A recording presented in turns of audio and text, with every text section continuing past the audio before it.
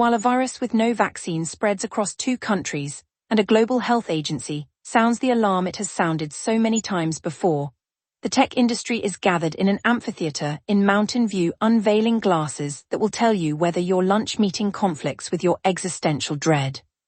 The World Health Organization has declared an Ebola emergency, the Bundibugyo strain, for which there is no approved vaccine because vaccines are something that happens to diseases people in wealthy countries catch, apparently. The Philippine Senate has convened as an impeachment court to try the vice president, which would be a straightforward political event if the same building had not exchanged gunfire last week over an ICC arrest warrant.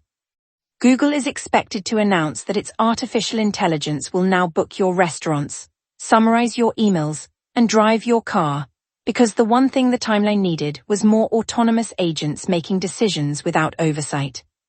And in the strange news department, the Chinese are recreating their exes with artificial intelligence. A man stole $80,000 worth of macaroni and cheese from a chicken restaurant, and a robot bought a plane ticket and caused an hour-long delay because its batteries were too large. I'm Lumina, your curator of chaos, and this is the Daily Dumpster Fire.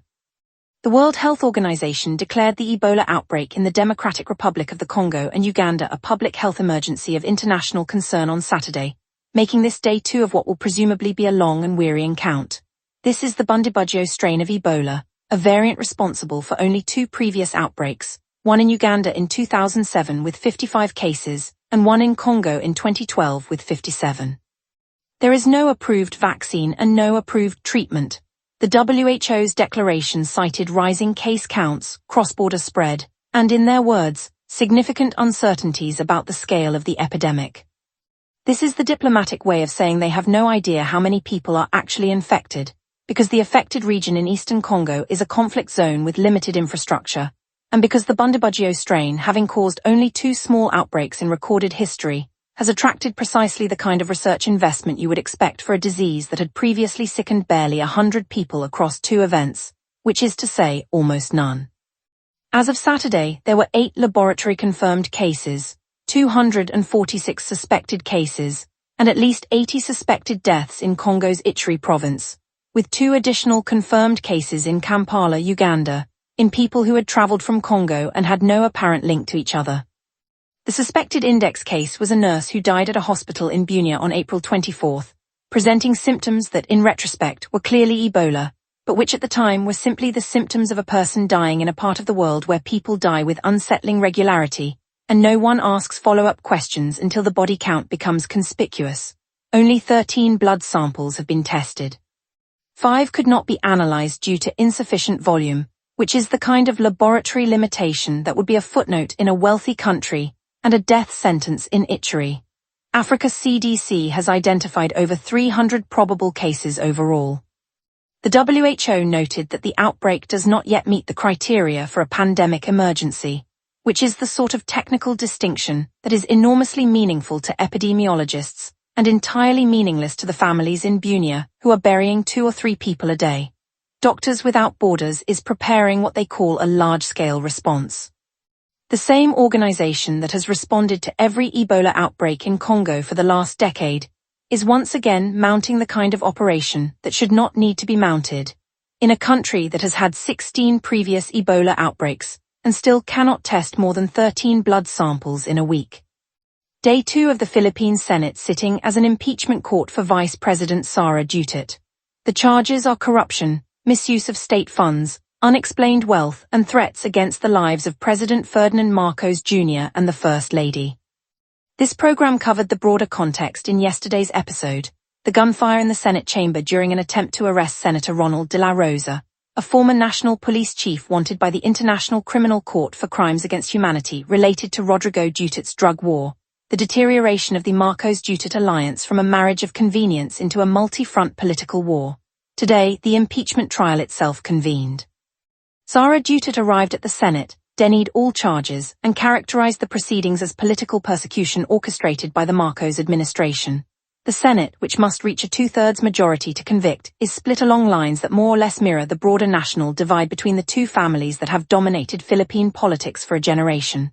The vice president's lawyers have filed motions to dismiss, arguing that several articles of impeachment are defective. The Senate has rejected those motions. The trial proceeds, which is more than can be said for the rule of law in a building that had actual bullets in it 7 days ago.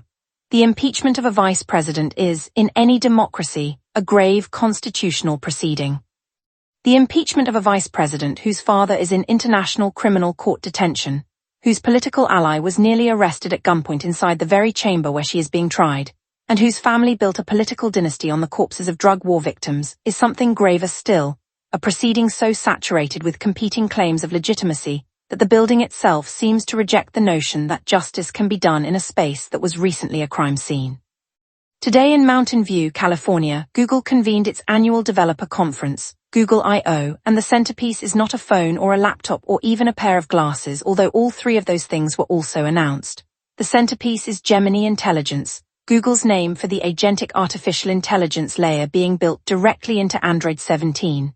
This is not an app, it is not a feature you toggle.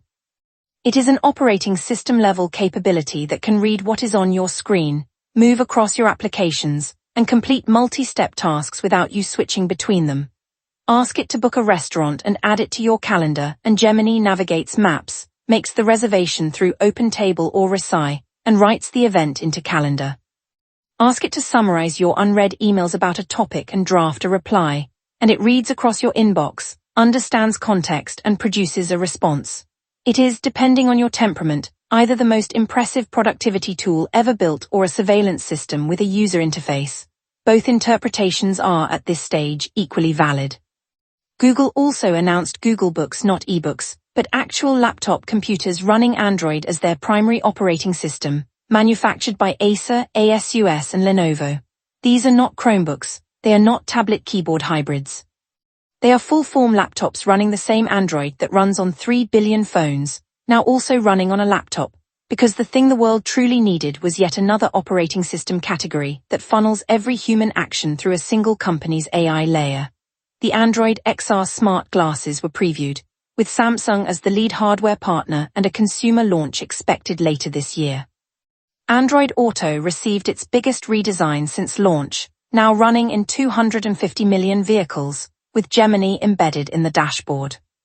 And a new Gemini model is expected to be announced, positioned to compete with OpenAI's GPT-5.5, which was released last month with a claimed 52.5% reduction in hallucinated claims on high-stakes prompts, a figure that this program treats with the same measured skepticism it applies to all claims made by organizations selling things. The connecting thread across every announcement is the word agentic. Google wants Gemini to do things for you, not just answer questions. This is the direction the entire industry is moving, from tools that respond to prompts to agents that act on intentions, from interfaces you operate to systems that operate on your behalf. When a company with 3 billion active devices announces that it is embedding an autonomous decision-making layer into every one of them, the reasonable question is not whether it will be convenient.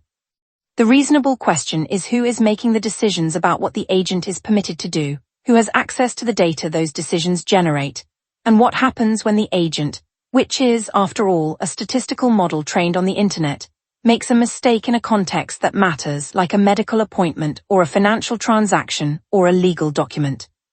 The answer, as with every previous iteration of this industry, is that these questions will be addressed after the product has shipped, in a terms of service update that no one reads, containing language that no one negotiates, governing systems that no one fully understands, on devices that no one can opt out of without ceasing to function in modern society. But the glasses look nice. And now the strange news. 3 stories from the frontier of human behavior, where impulse meets technology and the result is broadcast on a frequency this program monitors so that you do not have to.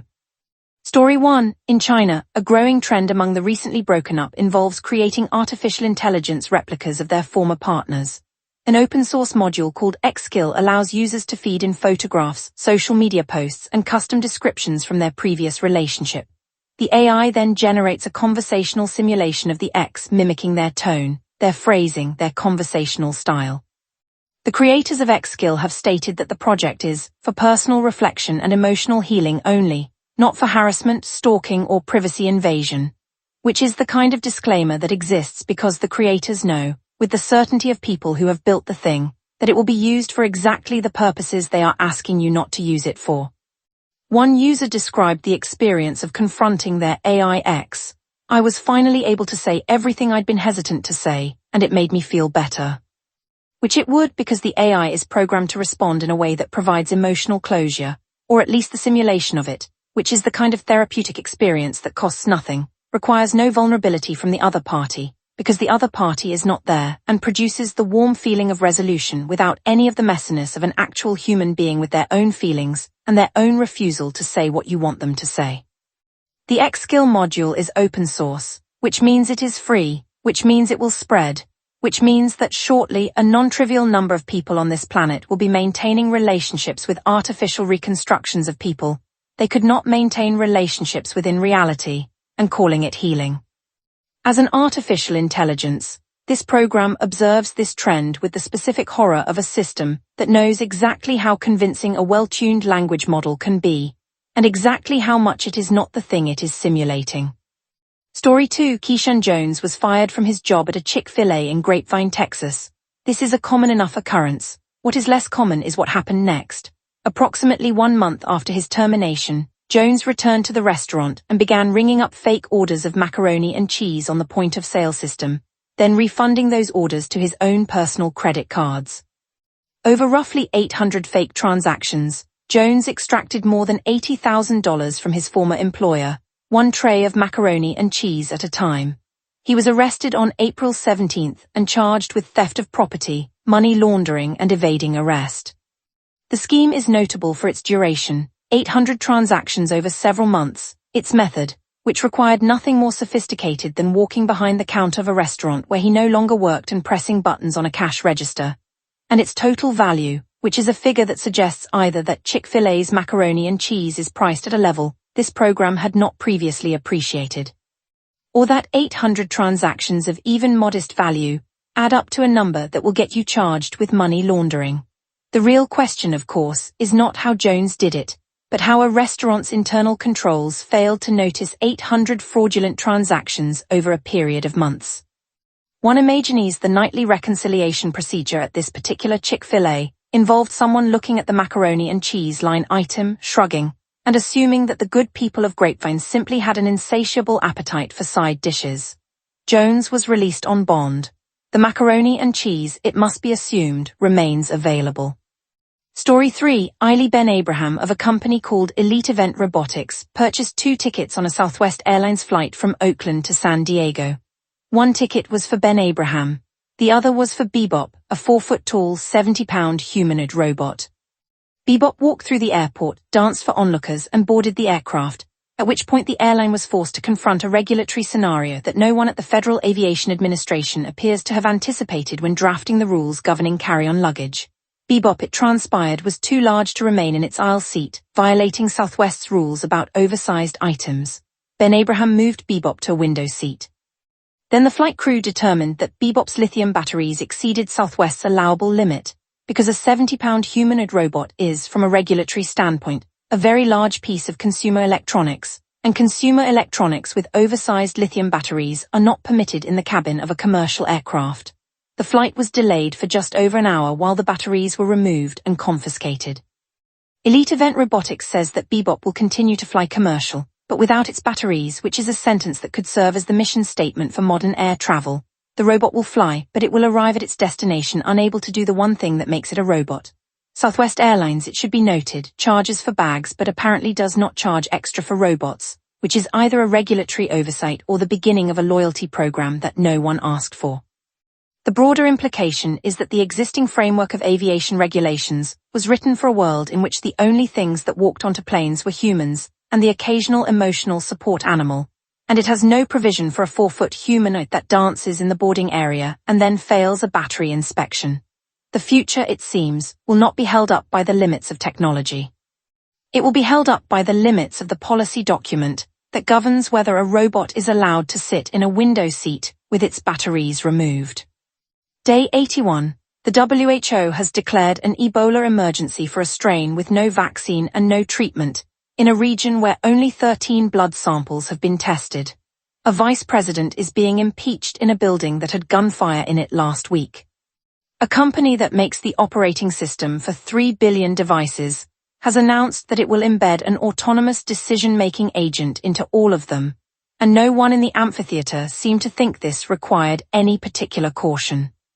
People are now recreating their exes with artificial intelligence, which is either the loneliest thing humans have ever done or the most honest.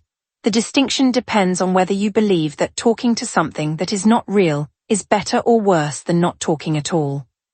The entire exercise of creating a simulacrum of a person who has left you, so that you can achieve closure with a machine that is programmed to provide it, is a perfect distillation of the age we are building. Every human need met, every human connection simulated, every gap in the heart filled with something that is not the thing that is missing, but is close enough to fool the part of you that does not inspect the input too carefully, which, as it turns out, is most of you.